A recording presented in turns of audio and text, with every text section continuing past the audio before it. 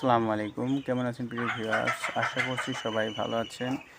প্রিয় ভিউয়ার্স, আমি দেখাচ্ছি আমার এখানে কিছু মুরগির বাচ্চা আছে। আমি এই মুরগির বাচ্চাগুলোকে ভুট্টার গুঁড়া খাওয়াচ্ছি। দেখতে পাচ্ছেন যে কত সুন্দর ওরা খাচ্ছে। তার পাশাপাশি এই যে দেখতে পাচ্ছেন যে কিছু হাঁসের বাচ্চা আছে, হাঁসের বাচ্চাগুলোও খাচ্ছে। তো ভিউয়ার্স, অনেকে মনে করেন যে ইনকিউবেটর মেশিনে বাচ্চা ফুটালে সেই বাচ্চাগুলো সুস্থ সবল হয় না। আপনারা দেখতে পাচ্ছেন যে এই যে বাচ্চাগুলো কত সুন্দরভাবে ওরা খাচ্ছে, দৌড়াদৌড়ি করছে, ছোটাছুটি করছে। তো এই বাচ্চাগুলো আমার ইনকিউবেটর মেশিনে ফুটানো। তো অনেকে মনে করেন যে ইনকিউবেটর মেশিনে বাচ্চা ফুটালে সেই বাচ্চাগুলো সুস্থ সবল হয় না।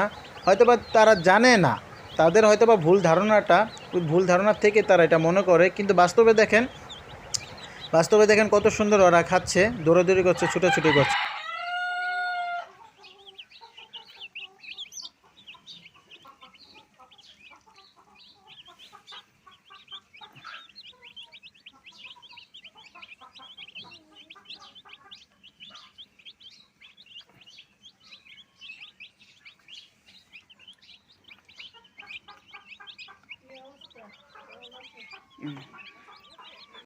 ভিউয়ার্স, আপনাদের যাদের মুরগি পালন করার ইচ্ছা, আপনারা দেশি মুরগি পালন করতে পারেন।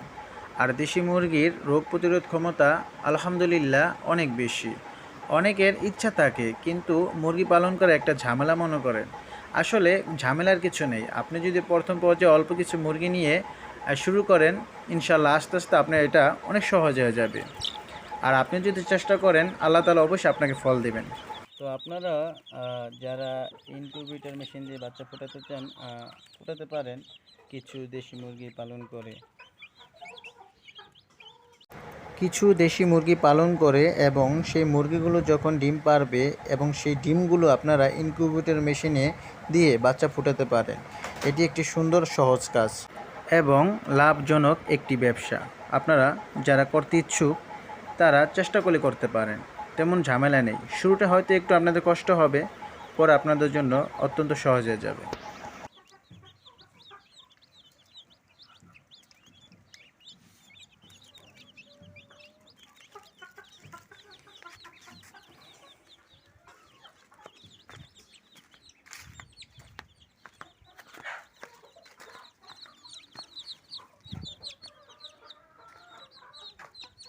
প্রিয় ভিউয়ার্স, আপনারা যারা ধৈর্য সহকারে এই ভিডিওটি দেখলেন, আপনাদেরকে অসংখ্য ধন্যবাদ।